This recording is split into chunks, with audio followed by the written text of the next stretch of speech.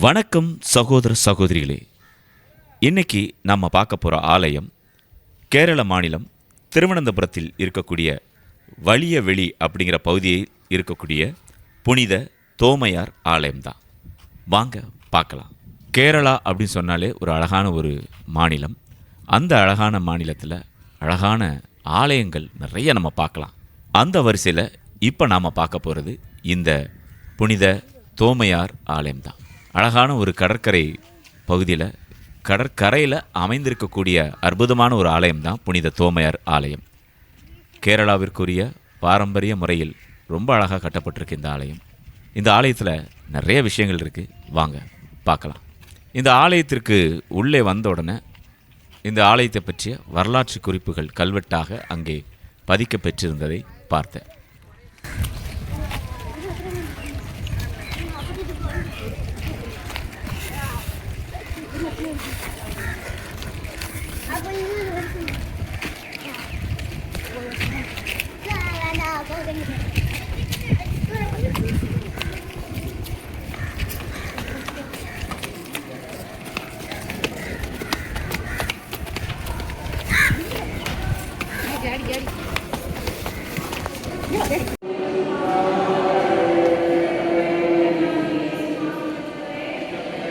அதைத் தொடர்ந்து ஆலயத்திற்கு உள்ளே சென்றபோது அழகான ஒரு கட்டிட அமைப்பு பாருங்களேன், எப்படி என்ன அருமையாக வந்து கட்டியிருக்காங்க பாருங்கள்.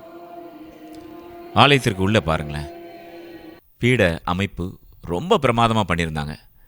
அதை பார்க்கும்போது இந்த பூமி உருண்டைக்குள், பூமி பந்திற்குள் ஆலயம் அமைக்கப்பட்டிருந்த மாதிரி இருந்தது. அத்துணை அற்புதமான ஒரு பீடம். அந்த பீடத்திற்கு ஏறி போவதற்கு எத்தனை படிக்கட்டுகள் இருக்குன்னு பாருங்களேன், அவ்வளோ உயரத்தில் வச்சுருக்கிறாங்க. ரொம்ப அழகாக இருக்குது. இப்போ பின்னாடி இருந்து மாஸ் பார்க்குறாங்க அப்படின்னு சொன்னால் எல்லோருக்கும் தெரியக்கூடிய வகையில் இந்த பீடத்தினுடைய உயரம் அமைக்கப்பட்டிருக்கு. அதே மாதிரி பீடத்தினுடைய அந்த அற்புதமான அலங்காரங்கள் எல்லாமே எவ்வளோ தொலைவில் இருந்து பார்த்தாலும் தெரிகிற மாதிரி பண்ணியிருக்கிறாங்க. அதுக்காக தான் அந்த உயரத்தில் வந்து இதை பண்ணியிருக்கிறாங்க. பாருங்கள், என்ன அற்புதமாக இருக்குது பாருங்கள். நான் போயிருந்த நேரம் வந்து பார்த்திங்கன்னா மார்ச் 8ஆம் தேதி 2026. இது தவக்கால நேரம் அப்படிங்கிறதுனால தவக்கால பயணமாக, திருப்பயணமாக மேற்கொண்ட பயணத்தில் ரொம்ப அருமையான ஒரு ஆலயம். இந்த ஆலயத்திற்கு நாங்கள் போயிருக்கும்போது நிறைய ஊர்களிலிருந்து, தமிழ்நாட்டிலிருந்தே நிறைய மக்கள் இந்த ஆலயத்திற்கு திருப்பயணமாக வந்திருந்தாங்க. அவங்களையும் அங்கே நாம் சந்திக்க முடிந்தது.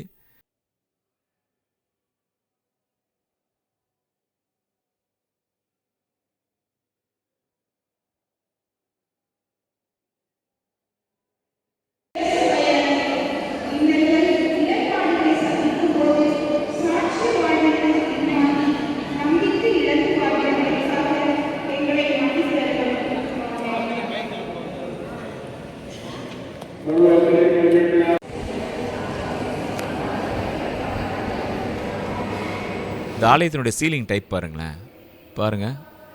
ஒரு குறிப்பிட்ட பகுதியில் வந்து உட்டில் பண்ண மாதிரி பண்ணியிருக்காங்க. அந்த இன்டீரியர்லாம் பாருங்கள் எப்படி பண்ணியிருக்காங்க பாருங்கள். ஃபுல்லாக அப்படியே உட்டு டைப்பில் தான் பண்ணியிருக்காங்க. சீலிங் மட்டும் பாருங்கள், அலங்கார விளக்குகள்.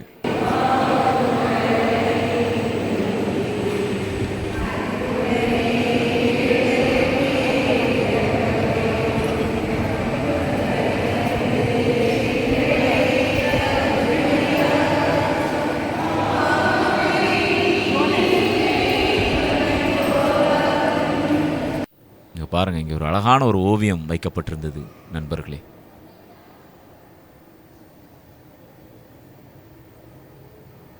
இந்த ஓவியத்திற்கு யாருக்காவது அர்த்தம் தெரிந்தால் எனக்கு கொஞ்சம் கமெண்ட்டில் தெரியப்படுத்துங்க.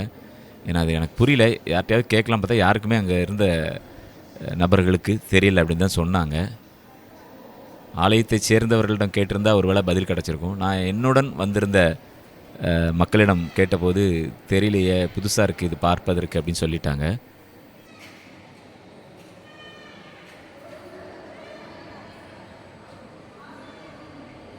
இங்கே பாருங்கள், மேலே சீலிங் பக்கத்தில் பாருங்கள், ஆண்டவருடைய கடைசி இரவு உணவு சீடர்களோடு இருக்கக்கூடிய அந்த காட்சியும் இடம்பெற்றிருந்தது. ஆலயத்தினுடைய அந்த வாசலில் பாருங்கள், ஆண்டவர் அதனுடைய ஓவியம், அவருடைய ஓவியமும் அங்கே வைக்கப்பட்டிருந்தது நண்பர்களே. எல்லா ஆலயங்களும் இப்போ இந்த ஃபேன் தான் மாட்டுறாங்க. நான் அடிக்கடி இதை பதிவு பண்ணிட்டு தான் இருக்கிறேன். நல்லா காற்று வருதானா. மெதுவாக தான் ஓடுது. ஆனால் காற்றா பார்த்தீங்கன்னா அப்படி வருது இந்த ஃபேனில். இங்கே பாருங்கள், முழுக்க முழுக்க மர பெஞ்சுகள்லாம் போட்டு ரொம்ப அழகாக இருந்தது இந்த ஆலயம்.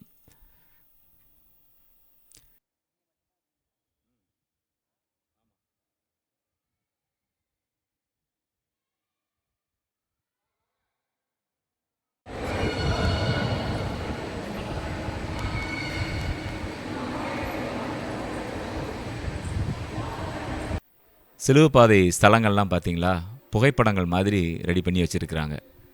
வழக்கமான நிறைய இடங்களில் இப்போ சிறுபங்கள் மாதிரி வைப்பாங்க இல்லையா, இங்கே வந்து பார்த்திங்கன்னா புகைப்படங்களாக இடம் பெற்றிருந்ததை பார்க்க முடியுது. பாருங்கள், அழகான ஒரு ஃப்ரேம் ஒர்க் பண்ணியிருக்கிறாங்க. கீழே கிளாஸ் பெயிண்டிங் அது நல்லா இருந்தது. அது மாதிரி அந்த ஜன்னல்களை பாருங்கள், அந்த பாசி மாலை மாதிரி அந்த ஸ்டைல்லையும் பண்ணியிருந்தாங்க. அதுவும் பார்ப்பதற்கு ரொம்ப மேட்சாக இருந்தது, ரொம்ப அழகாக இருந்தது. இங்கே பாருங்கள், ஆலயத்தினுடைய தோற்றத்தை பாருங்கள். இந்த ஃபேன் கலர் முதற்கொண்டு செலக்டிவாக தான் இருக்குது பார்த்தீங்களா, எல்லாம் அந்த வுட்டு டைப்லேயே பண்ணியிருக்காங்க பாருங்களேன்.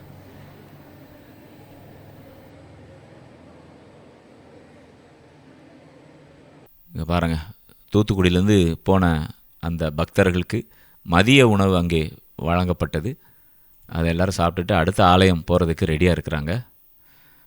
சரி வாங்க, இப்போ ஆலயத்தினுடைய வெளிப்பகுதிக்கு வரலாம். எனக்கு ரொம்ப ஒரு வித்தியாசமான ஒரு விஷயம் கண்ணில் பட்டது.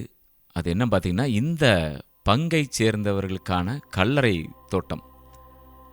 இந்த மரித்தவர்களை எப்படி அடக்கம் பண்ணியிருக்காங்க பார்த்தீங்களா.